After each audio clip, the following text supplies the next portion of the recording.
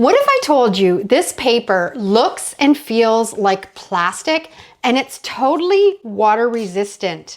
The water just bubbles right off of it. It's a really cool DIY. And in this video, I'm going to show you how you can turn ordinary paper into flexible, durable sheets with just using a few simple ingredients. It's perfect for tags, labels, or outdoor crafts. So many possibilities. So let's get started.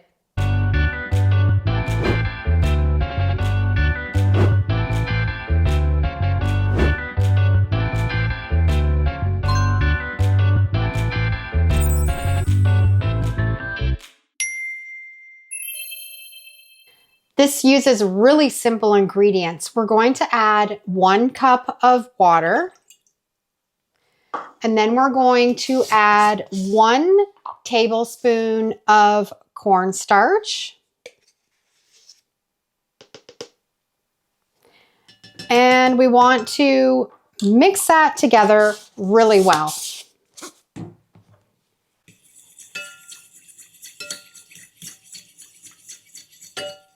Now we're going to add 1 teaspoon of vinegar. This is going to preserve the recipe and just make it so it doesn't have any bacterial growth and makes it last longer. And we're going to add 1 teaspoon of coconut oil, and that just makes it a little bit flexible.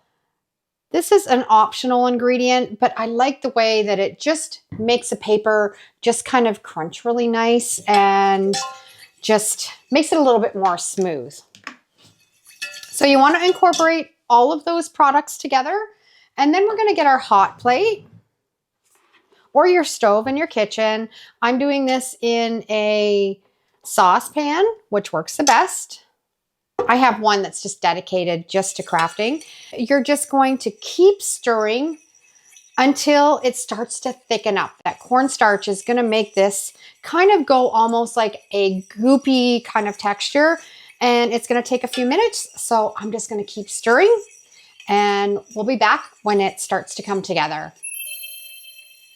Now this is starting to thicken up. You can also, if you want to tint it, you could use a little bit of mica powder or some food coloring or a couple little drops of acrylic paint. That would put a little twist on this recipe that would be really nice depending on what kind of project you're working on. But what we're going to do is we're keeping stirring this. We don't want to walk away and leave it. We're wanting it to come to a pudding consistency. I'm going to turn it down a little bit because it's really starting to boil there. And you can see that it's starting to thicken in. This is such a fun recipe, and it's just one of those things that you can just experiment and try all kinds of different projects with it, whether you want something to be a little bit weather resistant, or you like that look to put into your junk journals or your mixed media projects, or just a fun project to do with the kids. It's really simple and easy to mix up, and I know you probably already have these ingredients in your kitchen. This is looking pretty good. We've got that pudding consistency, so I'm going to take it off the burner, and we're going to set it aside and let it cool for a few minutes. Now I've got a couple graphics out of my Etsy store and my graphic club that we're going to demonstrate how to use this. We're just going to cut them down. This is just regular computer paper printed on a laser printer. Now this will work on both types of printers, a laser and an inkjet, and I'll show you after I do this what you have to do to use an inkjet printer, because there is one more step. But if you have a laser and you print this off, you can put this recipe right on top of it. So we're just using a plastic board here, but you can put it on a piece of parchment paper or a silicone sheet, whatever you have handy. We've got that pudding consistency. It's cooled down some. We're just going to take a paintbrush and we're just going to brush it right on that paper. You don't want to put it on too thick because we can put on 2 or 3 coats if we need to, depending on what kind of project you're using this on. But for the first one, you just want to put on a light coat, covering that whole piece of paper. So now we're gonna go on to Be Kind. If you're interested in grabbing some of these graphics, I'll put all the links down below in the description. And you can also join our graphic club where you can download hundreds of graphics. There's graphics added weekly, and there's also exclusive videos. If you want to join that club, we'll have all the information for that down below, and it's lots of fun over there. We also have a special Facebook page where you can reach out to me and I can answer any of your crafting questions. Okay, so we have that covered. And now you just want to set this aside and let it dry. We can also do this on scrapbooking paper. I have a piece of scrapbooking paper here that I've cut out a couple tags. As you can see, it's got the print on one side, and you can write on this after it dries. So you can make little gift tags. And I just have my tag punch that I used. And again, it's the same process. You're just going to brush it on and then let it dry. And it's going to have a plastic-like look to it. Of course, it's not plastic, but it's faux plastic, and it gives that look that it's going to be sturdy and look really nice if you want to put them in any of your mixed media, junk journaling, paper crafting projects. You can add them onto flower pots, little gift tags. You can make a bigger piece and use it as gift wrap. So many possibilities. It's just something that you can kind of play around with and have fun with. Okay, so we've got those coated. We're just gonna set them aside. So now I'm gonna show you what you can do if you only have an inkjet printer. I have a sheet of bookmarks that are just gorgeous, but they're color, and my laser printer only prints with black ink. So I wanted to do these with this technique, but if you put this recipe on top of an inkjet print, it's gonna run and it's gonna smear. So we need to seal it up first. That's where some clear polyacrylic sealer comes in, and we're just going to take this outside and we're just going to give it a spray on the front and the back to seal up these bookmarks, and then we'll be able to put this recipe on top of it and not worry about the ink smearing.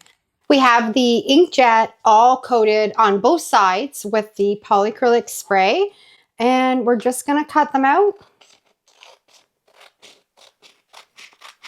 These are available in my Etsy store if you want to grab these bookmarks. They're beautiful. They've got Bible quotes on them. Or they're also available to our graphic club members.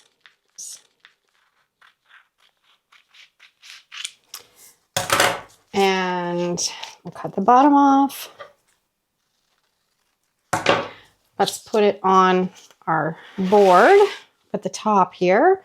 And we're just going to take our recipe and just coat it. And you can see as I'm putting it on, that ink is not running. If we had not have sealed that up, the ink would have ran right away and smeared all over. So I know a lot of you don't have a laser printer. So this is a great little hack to get around being able to use your printer and do this DIY. So we've just got a light coat on there. We're going to set all of these aside, let them dry completely. We're going to flip them over. We're going to put some on the back side too. We'll see what they look like. I might put another coat on, and it'll probably take a couple hours to dry. If you want to speed them up, you can always use a little fan, or you can use a hair dryer on a really low setting on cool, and you can speed this up. But I'm just going to take the time and let them dry naturally, and we'll be back to show you what they look like. I've got 2 coats on everything. Now the one thing when you're using computer paper, it does have a tendency to kind of want to curl up on you. That's okay because we can press these when they're all done. But I got thinking, these 2 here, I think they need a little bit of an antique wash to them. So I've got some instant coffee, and I'm gonna add just a teaspoon, maybe 2 teaspoons of water.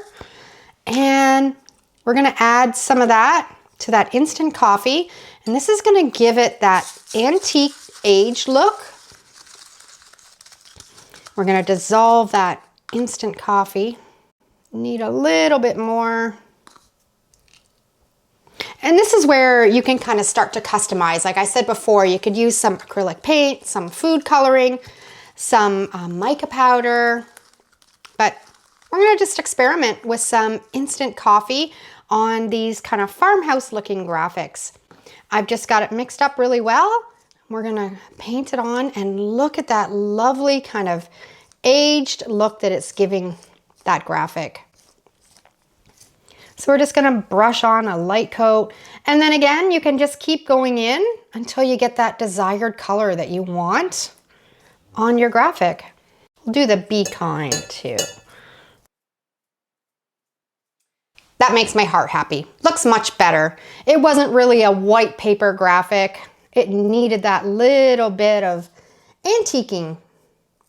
Okay, so we're gonna set these aside again and let them dry really well. When these two are dry, I'm gonna flip them over and we're gonna put a coat of that on the back also. While we're waiting for everything to dry, I have some left over, so we're just gonna put it in a dish. Make sure it has a lid that seals really well, and you can stick it in your fridge. It'll last for a couple weeks, but if you're like me, I don't think you're gonna have a whole lot left over because you're gonna be using this on all kinds of your crafts. You're gonna find when you're using thinner paper that it will have a tendency to kind of curl up, but it's an easy fix. I've just got a silicone mat, but you can also use parchment paper, and I have my Cricut press here. It's the exact same thing as an iron, and I have it set at the highest setting with no steam. We're just gonna set those in between the silicone mat. We're gonna fold it over, and we're just going to just gently press them just for a few seconds.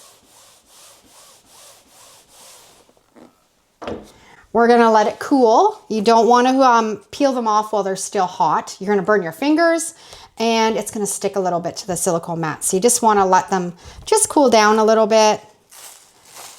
And you can see how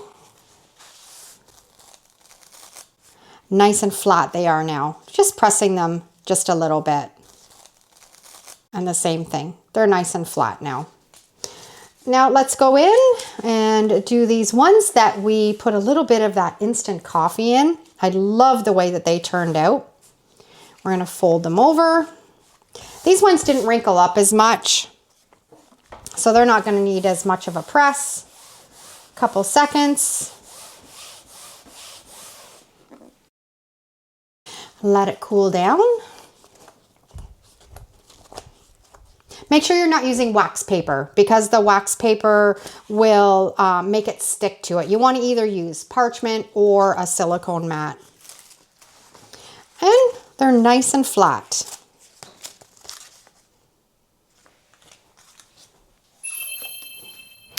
I've got them all done and they turned out fantastic. It's such a fun DIY to do.